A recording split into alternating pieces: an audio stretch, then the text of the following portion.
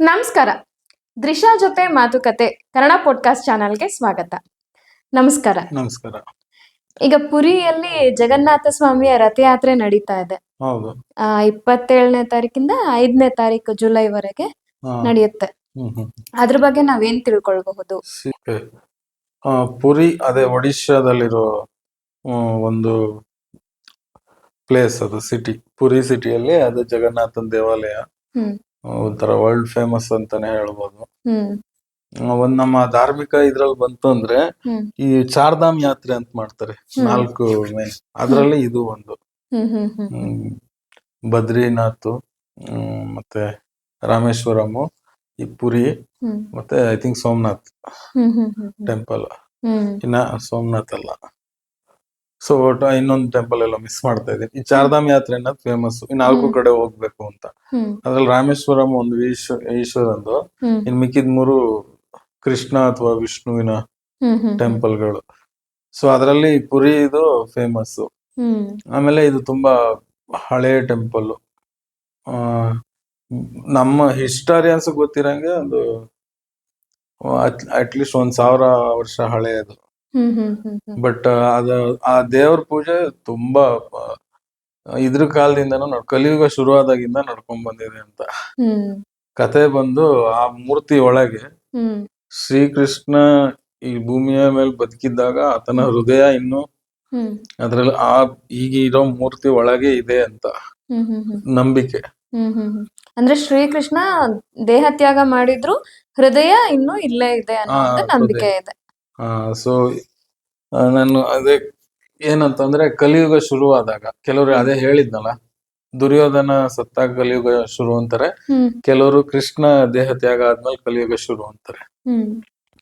So Krishnan ದೇಹ ತ್ಯಾಗ ಹೆಂಗಾಯ್ತು ಅಂತಂದ್ರೆ, ಯಾದವ ಕುಲದ ನಾಶ ಆಗುತ್ತೆ, ಅವ್ರವ್ರಲ್ಲೇ ಗಲಾಟೆ ಮಾಡ್ಕೊಂಡು ನಾಶ ಆಗುತ್ತೆ. ಅವ್ರಿಗೆ ಗಾಂಧಾರಿಯ ಶಾಪ ಇರುತ್ತೆ, ಹಾಗಾಗಿ ನಾಶ ಆಗುತ್ತೆ. ಅವರ ದ್ವಾರಕಾಪಟ್ಟಣನು ನೀರಲ್ಲಿ ನಾಶ ಆಗುತ್ತೆ. ಮಧ್ಯದಲ್ಲಿ ಬಲರಾಮ ಅವರು ದೇಹ ತ್ಯಾಗ ಮಾಡಿ ಶೇಷನಾಗನಾಗಿ ವಾಪಸ್ ವೈಕುಂಠಕ್ಕೆ ಹೋಗ್ತಾರೆ. ಅವಾಗ ಶ್ರೀಕೃಷ್ಣನು ಎಲ್ಲ ನಾಶ ಆಗಿದ್ದು ಒಂದು ಇದ್ರಲ್ಲಿ ಒಂಥರ ಎಲ್ಲವನ್ನು ಬಿಟ್ಟು, ಅಂದ್ರೆ ಮನಸ್ಸಿನಲ್ಲಿ ಬೇಸರದಲ್ಲಿ ತನ್ನ ಒಂದು ಕಡೆ ಹೋಗಿ ಕಾಡಿನಲ್ಲಿ ಮಲಗಿರ್ತಾನೆ. ಶ್ರೀಕೃಷ್ಣ ಕಪ್ಪಗಿದ್ರುನು ತುಂಬಾ ಆಕರ್ಷಣೀಯವಾಗಿದ್ದಿದ್ರಿಂದ ತುಂಬಾ ಹೊಳಿತಿದ್ದ ಅಂತಾರೆ. ಸೊ ಆ ಟೈಮಲ್ಲಿ ಒಬ್ಬ ಜರ ಅಂತ ಬೇಟೆಗಾರ, ಅವನು ಶ್ರೀಕೃಷ್ಣನ ಕಾಲು ಮಾತ್ರ ಕಾಣಿಸ್ತಿರುತ್ತ ಅವನ್ಗೆ ಈ ಮರ ಗಿಡಗಳ ಮಧ್ಯೆ. ಏನೋ ಹೊಳಿತಿರೋ ವಸ್ತು ಯಾವ್ದೋ ಇದು ಅನ್ಕೊಂಡು ಅಲ್ಲಿ ಬಾಣ ಬಿಡ್ತಾನೆ. ಕಾಲು ಬೆರಳಿಗೆ ಅದು ತಗಲಿ ಅಲ್ಲಿ ರಕ್ತಸ್ರಾವವಾಗಿ, ಅದೇ ಕಾರಣದಿಂದ ಶ್ರೀಕೃಷ್ಣ ವಿಷ್ಣು ದೇವರು ಕೃಷ್ಣ ದೇಹ ತ್ಯಾಗ ಮಾಡಿ ಹೋಗ್ಬಿಡ್ತಾರೆ. ಅಂದ್ರೆ ಅದೊಂಥರ ಇದೇನೆ, ಸಾವೇನೆ ಅದು. ಸೊ ಮನುಷ್ಯನಾಗಿ ಹುಟ್ಟಿದ ಕಾರಣ ಅಂದ್ರೆ ಮನುಷ್ಯ ದೇಹದ ಸಾವಸಾನ ಆಗುತ್ತೆ. ನಂತರದಲ್ಲಿ ಅದನ್ನ ಇದು ಮಾಡಿದಾಗ, ಕ್ರಿಯೆ ಮಾಡಿದಾಗ, ಕ್ರಿಮೇಷನ್ ಅಲ್ಲಿ ದೇಹ ಎಲ್ಲ ಸುಡುತ್ತೆ, ಬಟ್ ಆ ಹೃದಯ ಸುಡ್ಲಿಲ್ವಂತೆ. ಅದು ನೀಲಿ ಕಲರ್ ಇತ್ತಂತೆ. ಅದು ಒಂದು ಏನದು ಮರದ ಇದ್ರಲ್ಲಿ ಸಿಗಾಕೊಂಡು ತೇಲ್ಕೊಂಡು ಬಂದು ಆ ಮುಂದೆ ಯಾರಿಗೂ ಸಿಕ್ತು ಅಂತ ನಂಬಿಕೆ. ಆ ನಂತರದಲ್ಲಿ ಇಂದ್ರದುಮ್ಯ ಅಂತ ಒಬ್ಬ ರಾಜ ಇರ್ತಾನೆ, ಇದು ಪುರಾಣದಲ್ಲಿ ಬರೋ ಕತೆ. ಅವನ್ಗೆ ಈ ದೇವ್ರನ್ನ ನೋಡ್ಬೇಕು ಅಂತ, ಈ ದೇವ್ರನ್ನ ಒಬ್ರು ಈ ಕಾಡಲ್ಲಿರೋ ಆದಿವಾಸಿಗಳು ನೀಲಮಾಧವ ಅಂತ ಪೂಜಿಸ್ತಾ ಇರ್ತಾರೆ. ಅವನು ನೋಡ್ಬೇಕು ಅಂತ ರಾಜನ, ಅವನು ತುಂಬಾ ವಿಷ್ಣು ಭಕ್ತ. ಸೊ ಅಲ್ಲಿ ಒಂದ್ ಸ್ವಲ್ಪ ಕತೆ ಇದೆ. ಏನಂತಂದ್ರೆ, ಅವನು ನೋಡ್ಬೇಕು ಇಲ್ಲಿ ಇದೆ ಅಂತ ಗೊತ್ತಾದಾಗ ಒಬ್ಬ ಅವನ ಪುರೋಹಿತರಲ್ಲಿ ಒಬ್ಬ ಕಳಿಸ್ತಾನೆ. ಅವನು ವಿದ್ಯಾಪತಿ ಅಂತನೋ ಅವನ ಹೆಸರು. ಅವನು ಹೋಗಿ ಅಲ್ಲಿ ಇವ್ರು ಇರ್ತಾರ, ಅವ್ನು ಹುಡ್ಕೊಂಡು ಹೋಗಿ ಅವನಿಗೆ ಗೊತ್ತಾಗುತ್ತೆ. ಅಲ್ಲಿ ಹೋಗಿ ಅಲ್ಲಿ ಅಂದ್ರೆ ಇದು ಎಲ್ಲಿದೆ, ನೀಲಮಾಧವ ಎಲ್ಲಿದೆ ಅವ್ರ ಆದಿವಾಸಿಗಳು ಎಲ್ಲಿದ್ದಾರೆ ಅಂತ ಸಾಬ್ರ ಅಂತಾರೆ. ಹುಡ್ಕೊಂಡು ಹೋದಾಗ ಅವರು ಫಸ್ಟ್ ತೋರ್ಸಲ್ಲ, ಆಮೇಲೆ ಅವನಲ್ಲೇ ಇದ್ಬಿಡ್ತಾನೆ. ಅಲ್ಲಿನ ಮೇನ್ ಮುಖಂಡ ಇರ್ತಾನಲ್ಲ, ಅವನ ಮಗಳ ಜೊತೆನೆ ಅವನ್ ಮದ್ವೆ ಆಗುತ್ತೆ. ಆಮೇಲೆ ನಂತರದಲ್ಲಿ ಮದ್ವೆ ಆದ್ಮೇಲೆ ಅವನಿಗೆ ತೋರಿಸ್ತಾರೆ. ಹ್ಮ್ ಬಟ್ ಅಲ್ಲಿ ಎಲ್ಲಿದೆ ಅಲ್ಲಿಗೆ ಹೋಗೋ ಜಾಗಕ್ಕೆ, ದೇವಸ್ಥಾನಕ್ಕೆ ಹೋಗೋ ಜಾಗಕ್ಕೆ ಅವ್ನ್ ಕಣ್ಣಿಗೆ ಬಟ್ಟೆ ಕಟ್ಕೊಂಡು ಹೋಗಿರ್ತಾರಂತೆ. ಹ್ಮ್ ಹ್ಮ್ ಹ್ಮ್ ಅವನು ಉದ್ದಕ್ಕೂ ಸಾಸಿವೆ ಕಾಳು ಚೆಲ್ಕೊಂಡು ಹೋಗ್ತಾನೆ, ದಾರಿ ದಾರಿ ಗೊತ್ತಾಗ್ಲಿ. ಗೊತ್ತಾಗ್ಲಿ ಅಂತ. ಆಮೇಲೆ ನೋಡ್ಕೊಂಡ್ ಬಂದ್ ದೇವ್ರು ನೋಡ್ತಾನೆ, ಅವನ್ಗೂ ಆನಂದ ಆಗುತ್ತೆ. ಅದು ನೀಲಿಗೆ ಹೊಳಿತಾ ಇರುತ್ತೆ. ಹ್ಮ್ ಸೊ ಬಂದು ರಾಜನ್ಗೆ ಹೇಳ್ತಾನೆ, ಹ್ಮ್ ಅಂದ್ರೆ ಅಲ್ಲಿಂದ ಬಂದು ಹಿಂಗ್ ನೋಡ್ದೆ ನಾನು ಅಂತ. ಮತ್ತೆ ಇವರು ವಾಪಸ್ ಹೋದಾಗ ಆ ಸಾಸಿವೆ ಕಾಳೆಲ್ಲ ಗಿಡ ಬೆಳ್ಕೊಂಡಿತ್ತಂತೆ. ಹ್ಮ್ ಅದು ನೋಡ್ಕೊಂಡು ಹೋದ್ರೆ ಅಲ್ಲಿ ಇರ್ಲಿಲ್ಲ. ಹ್ಮ್ ಹ್ಮ್ ಹ್ಮ್ ಹ್ಮ್ ಮತ್ತೆ ಬೇಜಾರಾಗಿ ರಾಜ ಬರ್ತಾನೆ. ಹ್ಮ್ ಅವನ್ಗೆ ಕನ್ಸಲ್ ಬಂದು, ವಿಷ್ಣುನೇ ನನಗೆ ದೇವಸ್ಥಾನ ಕಟ್ಸು ನೀನು, ಹ್ಮ್ ನಿನ್ ಭಕ್ತಿ ನನಗ್ ಗೊತ್ತಾಯ್ತು ಅಂತ ಹೇಳಿ ಹ್ಮ್ ಹೇಳ್ತಾನೆ. ಒಂದ್ ದೊಡ್ಡದಾಗಿ ದೇವಸ್ಥಾನ ಕಟ್ಟಿಸ್ತಾನೆ. ಹ್ಮ್ ಅವಾಗ ಆ ಈ ಪುರಿ ಹತ್ರ ಆ ಸಮುದ್ರದಲ್ಲಿ ಒಂದು ಇದು ತೇಲ್ಕೊಂಡ್ ಬರುತ್ತೆ. ಹ್ಮ್ ಅದು ವಿಷ್ಣು ಹೇಳ್ತಾರೆ, ನಾನು ಒಂದು ಮರದ ದೊಡ್ಡದು ಇದು ಮರದ ಇದು ದಿಮ್ಮಿ ಅಂತಾರಲ್ಲ, ಹ್ಮ್ ಹ್ಮ್ ಲಾಗ್, ಹ್ಮ್ ಅದು ಬರುತ್ತೆ. ಅದನ್ನ ತಗೊಂಡ್ಬಂದ್ ಅದ್ರಲ್ಲಿ ನನ್ನ ಮೂರ್ತಿಯನ್ನ ಮಾಡಿ ಹ್ಮ್ ಇದ್ ಮಾಡುವಂತ. ದೇವ್ರೇ ಹೇಳುತ್ತೆ, ಬಲರಾಮ ಹ್ಮ್ ಕೃಷ್ಣ ಮತ್ತೆ ಸುಭದ್ರೆಯರ ಮೂರ್ತಿ ಮಾಡಿ ಹ್ಮ್ ನನ್ಗೆ ಕಟ್ಟು ಅಂತ. ಹ್ಮ್ ಅವನ್ ಕರ್ಕೊಂಡ್ ಬರ್ತಾನ, ಫಸ್ಟ್ ತೆಗಿತಾನೆ, ಬಟ್ ಆಗಲ್ಲ. ಅವಾಗ ಇವ್ರು ಹೆಲ್ಪ್ ಮಾಡ್ತಾರೆ, ಆದಿವಾಸಿಗಳೆಲ್ಲ ಬಂದು ಹ್ಮ್ ಹ್ಮ್ ಅದನ್ನ ತೆಗಿಯಕ್ ಹೆಲ್ಪ್ ಮಾಡ್ತಾರೆ. ತೆಗ್ದು ಆಮೇಲೆ ಅದನ್ನ ಇವ್ರಿಗೆ ಹೇಳ್ತಾನೆ, ಶಿಲ್ಪಿಗಳಿಗೆ, ಹ್ಮ್ ಅದ್ರಲ್ಲಿ ಮೂರ್ತಿ ಮಾಡಿ ಅಂತ. ಹ್ಮ್ ಅವ್ರ ಕೈಲಿ ಆಗಲ್ಲ. ಅವಾಗ ಮತ್ತೆ ವಿಷ್ಣು ಬಂದು, ಹ್ಮ್ ಒಬ್ಬ ಮುದುಕ ಬರ್ತಾನೆ. ಹ್ಮ್ ಅವನು ಯಾರು ಅವನ್ ಕೈಲಿ ಮಾಡ್ತಾನೆ ಅಂತ. ಹ್ಮ್ ಹ್ಮ್ ಆಕ್ಚುಲಿ ಅದು ದೇವಲೋಕದ ವಿಶ್ವಕರ್ಮನೆ ಮುದುಕನ ವೇಷದಲ್ಲಿ ಬಂದು ಹ್ಮ್ ನಾ ಮಾಡ್ತೀನಿ ಅಂತ ಒಪ್ಕೊಂತಾನೆ. ಬಟ್ ಅವನೊಂದ್ ಕಂಡೀಷನ್ ಇಡ್ತಾನೆ, ಹ್ಮ್ 21 ದಿವಸ ಹಿಡಿಯುತ್ತೆ, ಹ್ಮ್ ನಾನೊಂದ್ ಕೋಣೆಲಿ ಬಾಗ್ಲ ಹಾಕೊಂಡು ನಾನ್ ಮಾಡ್ತಿರ್ತೀನಿ ಕೆಲ್ಸ, ಹ್ಮ್ ನನ್ಗೆ ಯಾರು ಡಿಸ್ಟರ್ಬ್ ಮಾಡ್ಬಾರ್ದು, ಬಾಗ್ಲದನ್ನ ತೆಗಿಬಾರ್ದು ಅಂತ ಹೇಳಿರ್ತಾನೆ. ಹ್ಮ್ ಹ್ಮ್ ಬಟ್ ಒಂದ್ 15 ದಿವಸ ಆದ್ಮೇಲೆ ಹ್ಮ್ ಅಲ್ಲೇನು ಒಂದು ಸೌಂಡ್ಗಳು, ಇದು ಶಿಲ್ಪಿದ ಸೌಂಡ್ ಏನು ಕೇಳಿಸಲ್ಲ. ಹ್ಮ್ ಹಾಗಾಗಿ ರಾಣಿ ಹ್ಮ್ ಏನಾಯ್ತು, ಅವ್ರಿಗೆ ಏನಾರು ತೊಂದ್ರೆ ಆಯ್ತು ಅಂತ ತೆಗೆದು ಬಿಡ್ತಾಳೆ. ಹ್ಮ್ ರಾಜ ಎಷ್ಟು ಹೇಳಿದ್ರು ಕೇಳಲ್ಲ. ಹ್ಮ್ ಅಲ್ಲಿ ಆ ಕ್ಷಣಕ್ಕೆ ಅರ್ಧಂಬರ್ಧ ಶಿಲ್ಪ ಆ ಶಿಲ್ಪಿಯನ್ನ ಹ್ಮ್ ಅರ್ಧಂಬರ್ಧ ಮಾಡಿ ಅವ್ನ್ ಮಾಯ ಆಗ್ಬಿಡ್ತಾನೆ. ಹ್ಮ್ ಸೊ ಅದಕ್ಕೆ ಆ ದೇವರಿಗೆ ಕೈಗಳಿಲ್ಲ, ಬರೀ ಮುಖ ಬಾಡಿ ಇದೆ ಹ್ಮ್ ಅಂತ. ಸೊ ಅದು ಅಲ್ಲಿದೆ. ಸೊ ಅದು ಮರದಿದ್ದ ಆದ್ರಿಂದ ಹ್ಮ್ ಐ ಥಿಂಕ್ 10-12 ವರ್ಷಕ್ಕೊಂದ್ಸರಿ 12 ವರ್ಷಕ್ಕೊಂದ್ಸತಿ ಅದ ವಿಶೇಷವಾದಂತ ಮರವನ್ನ ಹುಡುಕಿ ಸಪರೇಟ್ ಜನಾಂಗದವ್ರೆ ಅವರೇ ಹುಡುಕಿ ಮತ್ತೆ ಮೂರ್ತಿಗಳನ್ನ ಮಾಡ್ತಾರೆ ಅನ್ನೋದೊಂದು ಕೇಳಿದೀವಿ. ಒಂದಿದೆ. ಸೊ ಅವಾಗ ಅವ್ರು ಅದ್ರೊಳಗೆ ಇದ್ದಿದ್ ಹಾರ್ಟ್ ನ, ಹ್ಮ್ ಅದೇನು ಶ್ರೀಕೃಷ್ಣನ್ ಹಾರ್ಟ್ ಅಂತ ನಂಬ್ತಾರಲ್ಲ, ಹ್ಮ್ ಅದಕ್ಕೇನೋ ಒಂದ್ ವರ್ಡ್ ಇದೆ, ಬ್ರಹ್ಮ ಪದಾರ್ಥ ಅಂತಾನೆ ಹೇಳ್ತಾರೆ. ಹ್ಮ್ ಹ್ಮ್ ಹ್ಮ್ ಅದನ್ನ ಟ್ರಾನ್ಸ್ಫರ್ ಮಾಡ್ತಾರೆ ಅಂತ ನಂಬಿಕೆ. ಹ್ಮ್ ಈಗ್ಲೂ ಅಷ್ಟೇ, ಅದು ಮೂರ್ತಿ ಮಾಡುವಾಗ ಇಡೀ ಪ್ರದೇಶದಲ್ಲಿ ಪುರಿ ಸಿಟಿ ಫುಲ್ ಲೈಟ್ಸ್ ಇರಲ್ಲ, ಹ್ಮ್ ಎಲೆಕ್ಟ್ರಿಸಿಟಿ ಆಫ್ ಮಾಡಿ ಹ್ಮ್ ಅದನ್ನ ರೆಡಿ ಮಾಡ್ತಾರೆ ಅಂತ ಅಲ್ಲಿನ ನಂಬಿಕೆ. ನಂಬಿಕೆ ಇದೆ. ಬಟ್ ಪುರಿದು ಏನಪ್ಪಾ ಅಂತಂದ್ರೆ, ಅದು ಅಲ್ಲಿ ಜಗನ್ನಾಥ ಅನ್ನೋದು ಕೃಷ್ಣನಿಗೆ, ಹ್ಮ್ ಅಂದ್ರೆ ಇಡೀ ಜಗತ್ತಿಗೆ ನಾಥ ಅಂತ. ಹ್ಮ್ ಅದೊಂದು ಸ್ಪೆಷಾಲಿಟಿ ಏನಂದ್ರೆ ಅಲ್ಲಿನ ರಥಯಾತ್ರೆ ಈಗ ಏನ್ ನಡೀತಾ ಇದೆಯಲ್ಲ, ಆಷಾಢ ಮಾಸದಲ್ಲಿ 9 ದಿವಸ ನಡೆಯುತ್ತೆ. ಹ್ಮ್ ಐ ಥಿಂಕ್ ಈ ಕೃಷ್ಣ ಇದೆ ಓನ್ಲಿ ಇದೊಂದೇ ಟೆಂಪಲ್ ಅಲ್ಲಿ ಹ್ಮ್ ಕೃಷ್ಣನ ಅಣ್ಣ ತಂಗಿಯರು ಹೌದು ಇರೋದು. ಬೇರೆ ಕಡೆ ಎಲ್ಲ ನೋಡಿದ್ರೆ ಸಾಮಾನ್ಯ ರಾಧೆ ಜೊತೆ ಇರೋಂತದ್ದೇ, ರಾಧೆ ಕೃಷ್ಣ ಅಥವಾ ಕೃಷ್ಣ ಸಿಂಗಲ್. ಹಾ ಸಿಂಗಲ್. ಯಾಕಂದ್ರೆ ಇಲ್ಲಿ ಕೆಲವು ದೇವಸ್ಥಾನಗಳೆಲ್ಲ ಅದರದ್ದೇ ಆದ ಸಂಪ್ರದಾಯ, ಅದರ ವಿಶಿಷ್ಟತೆ ಇದೆ. ನಾನು ಲಾಸ್ಟ್ ಟೈಮ್ ನಿಮ್ಗೆ ಗುರುವಾಯೂರಲ್ಲಿರೋ ಕೃಷ್ಣನ್ ಬಗ್ಗೆ ಹೇಳಿದ್ದೆ. ಹ್ಮ್ ಅದೊಂದೇ ದೇವಸ್ಥಾನದಲ್ಲಿ ಕೈಯಲ್ಲಿ ಬೆಣ್ಣೆ ಹಿಡ್ದಿರೋ ಕೃಷ್ಣ, ನಿಂತಿರೋ ಕೃಷ್ಣ ಇರೋದು. ಹ್ಮ್ ಸೊ ಹಾಗೆ ಅದು ಇಲ್ಲಿನ ವಿಶಿಷ್ಟತೆ. ಮೋಸ್ಟ್ಲಿ ಕೃಷ್ಣನ ಬಾಲ ಲೀಲೆಗಳು, ಹ್ಮ್ ಯಾವಾಗ ಕೃಷ್ಣನಿಗೂ ಮದ್ವೆ ಆಗಿಲ್ಲ, ಬಲರಾಮನ್ಗೂ ಮದ್ವೆ ಆಗಿಲ್ಲ, ಅಥವಾ ಸುಭದ್ರೆಗೂ ಚಿಕ್ಕವರಿದ್ದಾಗಿನ ಅದನ್ನ ಅಲ್ಲಿ ಇದ್ ಮಾಡ್ತಾ ಇರ್ಬೋದು, ಅಂದ್ರೆ ಪೋರ್ಟ್ರೇ ಮಾಡಿರ್ಬೋದು, ಅದನ್ನ ಪೋರ್ಟ್ರೇ ಮಾಡಿರ್ಬೋದು. ಹ್ಮ್ ಯಾಕೆಂತಂದ್ರೆ ಅಯೋಧ್ಯೆಯಲ್ಲೂ ಕೂಡ ಹ್ಮ್ ಶ್ರೀರಾಮಂದು ಬಾಲ್ಯದ ಶ್ರೀರಾಮ ರಾಮ್ಲಲ್ಲ ಇರುವಂತದ್ದು. ಅದಕ್ಕೋಸ್ಕರ ಅವ್ರ 3 ಜನ ಅಣ್ಣ ಮತ್ತೆ ತಂಗಿ ಜೊತೆಲಿ ಕೃಷ್ಣ ಇರ್ಬೋದು ಅಂತ ನನ್ನ ಇದು ಅದು ಏನಕ್ಕೆ ಅವ್ರು ಮೂರ್ಸಂದಿದೆ ಅಂತ ನನಗ್ ಗೊತ್ತಿಲ್ಲ, ಬಟ್ ಇದು ನನ್ನ ಅನಿಸಿಕೆ. ಅವ್ರ ಬಾಲ್ಯ ತೋರ್ಸೋದಕ್ಕೆ ಅವ್ರ ಮೂರ್ಸನ ತೋರ್ಸಿರ್ಬೋದು.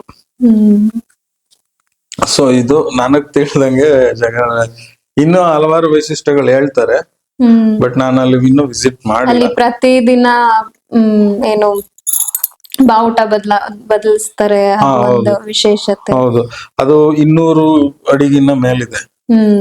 ಪ್ರತಿದಿನ ಮೇಲತ್ತಿ ಪ್ರತಿದಿನ ಬಾವುಟ. ಅದು ಇದಕ್ಕೆ ಈ ವಿಚಾರಗಳೆಲ್ಲ ದೇವಸ್ಥಾನ, ಆ ಪ್ರತಿಯೊಂದು ದೇವಸ್ಥಾನಕ್ಕೆ ಆ ದೇವಸ್ಥಾನಕ್ಕೆ ಸಂಬಂಧಪಟ್ಟಂತ ಆಚಾರಗಳು.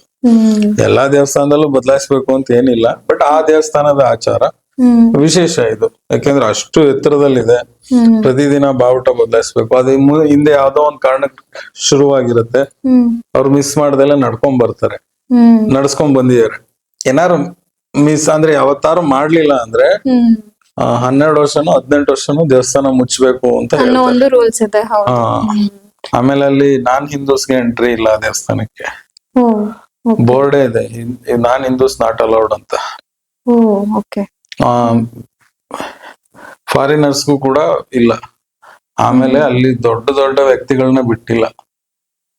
ನಮ್ಮ ಇವತ್ತು ಏನ್ ಸ್ವತಂತ್ರ ಬಂದಾದ್ಮೇಲೆ ಅವ್ರ ಪ್ರೈಮ್ ಮಿನಿಸ್ಟರ್ಗಳೇ ಇರ್ಬೋದು, ಅಥವಾ ಎಷ್ಟೊಂದು ಜನ ದೊಡ್ಡ ದೊಡ್ಡ ವ್ಯಕ್ತಿಗಳನ್ನ ಅಲ್ಲಿ ಬಿಟ್ಟಿಲ್ಲ ಒಳಗೆ, ಅವ್ರು ನಾನ್ ಹಿಂದೂ ಅನ್ನೋ ಕಾರಣಕ್ಕೆ. ಸೊ ಅದು ಆ ದೇವಸ್ಥಾನಕ್ಕೆ ಸಂಬಂಧಪಟ್ಟಂತ ಆಚಾರ ವಿಚಾರ. ಅದಕ್ಕೆ ಏನ್ ಮಾಡಕ್ ಆಗಲ್ಲ. ಅದಲ್ದಲೆ ಅಲ್ಲಿ ಮೇನ್ ಅಂತಂದ್ರೆ ಈ ರಥಯಾತ್ರೆ. ರಥಯಾತ್ರೆ ಪ್ರತಿ ವರ್ಷ ಹೊಸ ರಥ ಮಾಡ್ತಾರೆ, ಅಷ್ಟು ದೊಡ್ಡ ರಥ. 3 ರಥಗಳು, 3 ದೇವರಿಗೂ ಸಪರೇಟ್, ಸುಭದ್ರೆಗೆ, ಬಲರಾಮನಿಗೆ ಮತ್ತೆ ಕೃಷ್ಣನಿಗೆ ಸಪರೇಟ್ ರಥ ಮಾಡಿ ಪ್ರತಿ ವರ್ಷ ಹೊಸ ರಥ ಮಾಡಿ. ಐ ಥಿಂಕ್ ಕೃಷ್ಣನಿಗೆ 16 ಚಕ್ರದ ರಥ. ಅದು ಕೂಡ ಪುರಾಣದಲ್ಲಿ ಇದೆ. ಅದ್ರಲ್ಲಿ ಹೆಂಗಿದೆ ಅಂದ್ರೆ, ನನ್ನ ರಥಕ್ಕೆ 16 ಕುದುರೆ ವಿಷ್ಣು ಹೇಳೋದು, ಬಲರಾಮನ ರಥಕ್ಕೆ 14 ಕುದುರೆ, ಸುಭದ್ರೆಯ ರಥಕ್ಕೆ 12 ಕುದುರೆ ಇರೋ ರಥವನ್ನ ಕಟ್ಟಿ ನೀವು ಪ್ರತಿ ವರ್ಷ ಮೆರವಣಿಗೆ ಮಾಡಿ ಅಂತ ಹೇಳಿರ್ತಾನೆ. ಬಟ್ ಇಲ್ಲಿ ಕುದುರೆ ಬದಲು ಈ ಮಾಡ್ರನ್ ಟೈಮ್ ಅಲ್ಲಿ ಚಕ್ರ ಬಂದಿದೆ. ಇದ್ರಲ್ಲಿ ಆತರ ಇದೆ, ಅಷ್ಟು ಕುದುರೆಯಿಂದ ಎಳಿಸಿ ಅಂತ. ಆಮೇಲೆ ಅದೇ ತುಂಬಾ ಇನ್ನೊಂದು ವಿಷಯ, ಅಲ್ಲಿ ಆ ದೇವಸ್ಥಾನದ ಬಾವುಟದ ಬಗ್ಗೆ ಹೇಳೋದಲ್ಲ, ಅದು ಹಿಂಗೆಲ್ಲ ಆಪೋಸಿಟ್ ಡೈರೆಕ್ಷನ್ ಅಲ್ಲಿ ತಿರುಗುತ್ತೆ ಅಂತ ತುಂಬಾ ಯೂಟ್ಯೂಬ್ ಅಲ್ಲಿ ರೀಲ್ಸ್ ಅದು ಇದು ನೋಡಿದೀನಿ. ಬಟ್ ಕೆಲವ್ರು ಹೇಳೋ ಪ್ರಕಾರ ಎಕ್ಸಾಕ್ಟ್ ಆಪೋಸಿಟ್ ಇಲ್ಲ, ಸ್ವಲ್ಪ ಆಂಗಲ್ ಚೇಂಜ್ ಆಗಿ ತಿರುಗುತ್ತೆ. ನಾವು ದೂರದಲ್ಲಿ ನಿಂತು ನೋಡಿದಾಗ ಮೇಲ್ಗಡೆ ಅದು ಹಿಂಗ ಆಪೋಸಿಟ್ ಕಾಣಿಸುತ್ತೆ ಅಂತ ಹೇಳ್ತಾರೆ. ಅಂದ್ರೆ ನಾವು ನಿಂತಿರೋ ಆಂಗಲ್ಗೂ ಆ ಧ್ವಜ ಇರೋ ಆಂಗಲ್ಗೂ ಹಂಗ ಕಾಣಿಸಬಹುದು. ಐ ಥಿಂಕ್ ಇವಾಗ ಒಬ್ರು ಈ ಕಡೆಯಿಂದ ಅದನ್ನ ನೋಡಿದ್ರೆ, ಇನ್ನೊಬ್ರು ಈ ಕಡೆಯಿಂದ ಅದನ್ನ ನೋಡಿದ್ರೆ, ಇಬ್ರು ಒಂದನ್ನೇ ನೋಡ್ತಿರೋದು. ನಾನ್ ಇಲ್ಲಿ ನಿಂತ್ಕೊಂಡ್ರೆ ಇವನು ಈ ಕಡೆ ತಿರುಗಿದಾನೆ ಅನ್ಸುತ್ತೆ, ಅವ್ನ್ ಲೆಫ್ಟ್ಗೆ, ಇವನು ಅವ್ನ್ ರೈಟ್ ತಿರುಗಿದಾನೆ ಅಂತ ಹಿಂಗ್ ತಿರುಗಿದಾರೆ ಅಂತ ಕಾಣಿಸುತ್ತೆ ಈ ಆಂಗಲ್ ಅಲ್ಲಿ. ನಾನ್ ಇಲ್ಲಿ ದೂರ ನಿಂತ್ಕೊಂಡು ನೋಡಿದಾಗ ಹಿಂಗೆ, ಬಟ್ ಇವ್ರೆಲ್ಲ ನೋಡ್ತಾ ಇರೋದು ಒಂದೇ ಕಡೆಗೆ. ಸ್ವಲ್ಪ ಆಂಗಲ್ ಹಿಂಗ್ ಚೇಂಜ್ ಆಗಿದೆ, ಯಾಕೆಂದ್ರೆ ದೇವಸ್ಥಾನ ಹೈಟ್ ಇರೋದಲ್ಲ, ಅಲ್ಲಿ ಗಾಳಿ ಒಂದು ವರ್ಟೆಕ್ಸ್ ಒಂದ್ ಸ್ವಲ್ಪ ಇದು ದಿಕ್ ಬದಲಾಯಿಸಿರ್ಬೋದು ಅಂತ ಕೆಲವ್ರು ಹೇಳ್ತಾರೆ. ನಾನು ಸಾಕ್ಷಾತ್ವಾಗಿ ನೋಡಿಲ್ಲ, ಬಟ್ ವಿಡಿಯೋಗಳು ನೋಡಿದ್ರೆ ಹಂಗೆ ಅನ್ಸುತ್ತೆ, ಅದು ಆಪೋಸಿಟ್ ತಿರುಗ್ತಿದೆ ಅಂತಾನೆ ಅನ್ಸುತ್ತೆ. ಅಲ್ಲಿನ ಇನ್ನೊಂದು ವಿಶೇಷತೆ ನಾನ್ ಕೇಳಿರೋ ಪ್ರಕಾರ, ಅಲ್ಲಿ ಭಗವಂತನಿಗೆ ಏನು ನೈವೇದ್ಯ ಮಾಡ್ತಾರೆ, ಅದು 7 ಮಣ್ಣಿನ ಮಡಿಕೆಯಲ್ಲಿ ಮಾಡ್ತಾರೆ. ಅದನ್ನ 7 ಒಂದ್ರ ಮೇಲೊಂದು ಇಟ್ಟು ಮಾಡ್ತಾರೆ. ಮೊದಲಿಗೆ ಇದೆಯಲ್ಲ, ಅದ್ರಲ್ಲಿರೋ ಮೇಲ್ಗಡೆ ಇರೋದ್ರಲ್ಲಿ ಏನ್ ಪದಾರ್ಥಗಳಿದಾವೆ ಅದು ಮೊದ್ಲು ಬೇಯುತ್ತೆ. ಹಂಗೆ 2ನೇದು, ಹಂಗೆ 3ನೇದು, 4ನೇದು, 5ನೇದು, ಕಡೆಯಲ್ಲಿ 7ನೇ ಮಡಿಕೆಯಲ್ಲಿ ಏನಿರುತ್ತೆ ಅದು ಬೇಯುತ್ತೆ ಅಂತ ಹೇಳಿ ಅದು ಒಂದು ಕೇಳಿದೀನಿ. ಅದೊಂದು ಅಲ್ಲಿನ ವಿಶೇಷ ಅಂತ. ಇದು ಬೆಂಕಿ ಮೇಲೆ ಒಂದ್ರ ಮೇಲೊಂದು ಇಟ್ರೆ 7ನೇದು ಏನಿದೆ ಅದು ಫಸ್ಟ್ ಬೇಯಬೇಕು. ರೀತಿನೂ ಇರ್ಬೋದು, ಯಾವ್ದು ಕೆಳಗಡೆ ಇಡ್ಬೇಕು, ಯಾವ ಅಂದ್ರೆ ಯಾವ ಅಡ್ಗೆ ಕೆಳಗಡೆ ಅದ್ರಲ್ಲಿ ಮಾಡ್ಬೇಕು. ಮಡಕೆ ಅಂದಾಗ ಅದು ಅದ್ರಲ್ಲಿ ಹೀಟ್ ಟ್ರಾನ್ಸ್ಫರ್ ಆಗುತ್ತೆ ಈಸಿಯಾಗಿ, ಇದ್ರೂ ಇರ್ಬೋದು. ಬಟ್ ಕೆಲವೊಂದು ದೇವಸ್ಥಾನದ ಮಹಿಮೆಗಳು ಇರುತ್ತೆ, ನಾವ್ ಅದನ್ನ ಕ್ವಶನ್ ಮಾಡಕ್ ಆಗಲ್ಲ. ಓಕೆ, ಅಲ್ಲಿ ಇನ್ನೊಂದು ಇದಿದೆ, ರಥಯಾತ್ರೆ ನಡಿಬೇಕಾದ್ರೆ ಒಂದು 3 ಕೊಡ ತುಂಬ 3 ಇದ್ರಲ್ಲೂ ಇದನ್ನ ಚೆಲ್ತಾರೆ. ಹ್ಮ್ ಹ್ಮ್ ಹ್ಮ್ ಹ್ಮ್ ಏನಂದ್ರೆ ಅದೊಂಥರ ಒಂದು ಡ್ರಿಂಕ್ ರೆಡಿ ಮಾಡ್ತಾರೆ, ಹ್ಮ್ ಕೋಲ್ಡ್ ಡ್ರಿಂಕ್ ಅಂದ್ರೆ ಅದರ್ಪಾನ ಅಂತಾರೆ. ಹ್ಮ್ ದೇವ್ರಿಗೆ ತುಟಿಗೆ ಟಚ್ ಆಗಷ್ಟು ದೊಡ್ಡ ದೊಡ್ಡದು. ಕೊಡದ ತರ ಒಂಥರ ಕೊಳಾಯಿ ಅಂತಾರಲ್ಲ, ಹ್ಮ್ ಹ್ಮ್ ಆ ತರದ್ದು ಮಣ್ಣಲ್ಲಿ ರೆಡಿ ಮಾಡಿ ಹ್ಮ್ ಅದ್ರಲ್ಲಿ ಈ ತೆಂಗಿನಕಾಯಿ, ಬಾದಾಮಿ, ಹಾಲು ಈ ತರ ಎಲ್ಲಾ ಇದ್ರಲ್ಲಿ ಒಂದು ಕೋಲ್ಡ್ ಡ್ರಿಂಕ್ ಟೈಪ್ ಒಂದು ರೆಡಿ ಮಾಡಿ ಒಂದೊಂದ್ ರಥದಲ್ಲಿ ಮೂರು ಮಾಡ್ತಾರೆ. ಮೂರ್ ಹ್ಮ್ ಮಾಡಿ ಅದು ದೇವರಿಗೆ ನೈವೇದ್ಯ ಮಾಡಿದ್ಮೇಲೆ ಅದನ್ನ ರಥದಿಂದ ಹಿಂಗೆ ತಳ್ಳಿಬಿಡ್ತಾರೆ, ಚೆಲ್ತಾರೆ. ಹ್ಮ್ ಅದು ಮನುಷ್ಯರಿಗಲ್ಲ, ಹ್ಮ್ ಆ ರಥಯಾತ್ರೆ ನೋಡಕ್ಕೆ ಎಲ್ಲಾ ಇದು ಬಂದಿರ್ತವೆ ಅಂತ, ಈ ಪಿಶಾಚಿಗಳು, ಭೂತ ಪ್ರೇತಗಳು ಹ್ಮ್ ಹ್ಮ್ ಎಲ್ಲಾರು ಬಂದಿರ್ತಾರೆ, ಅವರಿಗೋಸ್ಕರ ಇದು ಅಂತ ಹ್ಮ್ ನಂಬಿಕೆ. ಸೊ ಆ ಪ್ರಸಾದನ ಯಾರಿಗೂ ಮನುಷ್ಯರಿಗೆ ಕೊಡಲ್ಲ, ಹ್ಮ್ ಹ್ಮ್ ಹ್ಮ್ ತಗೋಬೇಡಿ ಅಂತ ಹೇಳ್ತಾರೆ. ಹ್ಮ್ ಸೊ ಅದೊಂದು ಕೇಳಿದ್ದೀನಿ, ವಿಶೇಷತೆ. ಅದೊಂದು ವಿಶೇಷತೆ. ಬಟ್ ಅಲ್ಲಿನ ಭಕ್ತರು ತುಂಬಾ ಇದ್ದಾರೆ, ಹ್ಮ್ ಅಂದ್ರೆ ತುಂಬಾ ಇದು ಇದೆ. ಆಮೇಲೆ ಜಗನ್ನಾಥ ಅಂದಾಗ ಅಲ್ಲಿನ ನಂಬಿಕೆಗಳು ತುಂಬಾ ಇದೆ. ಹ್ಮ್ ಸೊ ಈ ರಥಯಾತ್ರೆ ಒಂದು, ಈಗ ನಾವೇನ್ ಲಾಸ್ಟ್ ಟೈಮ್ ಕುಂಭಮೇಳ ಮಾತಾಡಿದ್ವಿ, ಹ್ಮ್ ಹಾಗೇನೆ ಇದು ಕೂಡ ಒಂದು ವರ್ಲ್ಡ್ ಫೇಮಸ್, ಎರಡು ಪ್ರತಿ ವರ್ಷ ನಡೆಯುವಂಥದ್ದು. ಹ್ಮ್ ಇದು ಪ್ರತಿ ವರ್ಷ ನಡೆಯುತ್ತೆ. ಮತ್ತೆ ಇತ್ತೀಚಿನ ದಿನದಲ್ಲಿ ಬೇರೆ ಬೇರೆ ದೇಶಗಳಲ್ಲೂ ಇದು ನಡೀತಾ ಇದೆ. ಅದೇ ಈ ಕೆಲವೊಂದು ಸಂಸ್ಥೆಗಳು ನಡೆಸ್ಕೊಂಡ್ ಬಂದಿದೆ. ಹ್ಮ್ ಬಟ್ ಏನು ಎಲ್ಲಿ ನಡಿಬೇಕೋ ಅಲ್ಲಿ ಮಾತ್ರ ನಡಿಬೇಕು. ಪ್ರತಿಯೊಂದನ್ನು ಎಲ್ಲ ಬೇರೆ ದೇಶಕ್ಕೆ ನೀವು ತಗೊಂಡೋಗ್ಬಿಟ್ರೆ ನಮ್ಮ ಒಂದು ಯುನಿಕ್ನೆಸ್ ಹಾಳಾಗ್ಬಿಡುತ್ತೆ. ಹ್ಮ್ ನನ್ಗೆ ಅದು ಬೇಜಾರಿದೆ. ನೀವು ಪ್ರತಿಯೊಂದು ಯೋಗ ಆಗ್ಲಿ, ಅಲ್ಲಿ ಮೊನ್ನೆ ಅದು ನೋಡ್ತಾ ಇದ್ದೆ, ಯೋಗ ತಗೊಂಡೋಗಿ ಅಲ್ಲಿ ಬೈಬಲ್ ಅಲ್ಲಿ ಇರೋದೇನೋ ಹೇಳ್ತಾರಂತೆ. ಅಂದ್ರೆ ನಮ್ಮಲ್ಲಿ ಏನು ಯೋಗದ ಜೊತೆಗೆ ನಾವು ನಮ್ಮ ಇದೆಲ್ಲ ಮಾತಾಡ್ತೀವಿ ನಾವು, ಮತ್ ನಮ್ಮ ಯೂನಿಕ್ನೆಸ್ ಎಲ್ಲೋಯ್ತು. ನಾವ್ ಹೇಗ್ ಕಂಡಿಡ್ದೀವಿ ಹಾಗೆ ಪ್ರಾಕ್ಟೀಸ್ ಮಾಡಿ. ಬೇರೆ ದೇಶಗಳಲ್ಲಿ ಮಾಡ್ತಾರೆ, ಕೃಷ್ಣನ್ ಮೇಲೆ ಭಕ್ತಿ ಇದ್ದವ್ರು ಮಾಡ್ತಾರೆ, ತಪ್ಪೇನಿಲ್ಲ. ನಾನು ಕೂಡ ಇಲ್ಲಿ ಈಶ್ವರನ್ ಪೂಜೆ ಮಾಡ್ಬೋದು, ಬಟ್ ಅದು ಉಜ್ಜಯಿನಿ ಮಹಾಕಾಲೇಶ್ವರ ಆಗಲ್ಲ. ಕ್ಷೇತ್ರ ಮಹಿಮೆನೆ. ಆ ಕ್ಷೇತ್ರಕ್ಕೆ ಒಂದು ಇದಿದೆ. ಸೊ ಬೇರೆದ ಅವ್ರವ್ರ ಆಸ್ತಿ, ಅವ್ರವ್ರ ಏನದು ನಂಬಿಕೆಗೆ ಅವ್ರು ಮಾಡ್ಕೋಬಹುದು. ಬಟ್ ಬೇರೆ ದೇಶದಲ್ಲೆಲ್ಲ ನಡೆಯೋದೇನಂತ ಇದಿಲ್ಲ. ಇತ್ತೀಚೆಗೆ ಉಟ್ಕೊಂಡಿರೋ ಸಂಸ್ಥೆಗಳು ಮಾಡ್ತಾ ಇರೋದು. ಬಟ್ ಕಾಲದಿಂದ ನಡ್ಕೊಂಡ್ ಬಂದಿರೋದು ಪುರಿಯಲ್ಲಿ ಮಾತ್ರ. ಯಾಕಂದ್ರೆ ಆ ದೇವಸ್ಥಾನಕ್ಕೆ ಒಂದು ಇದಿದೆ, ದೇವಸ್ಥಾನಕ್ಕೆ ಅದು ಒಂದ್ ಶಕ್ತಿ ಇರುತ್ತೆ.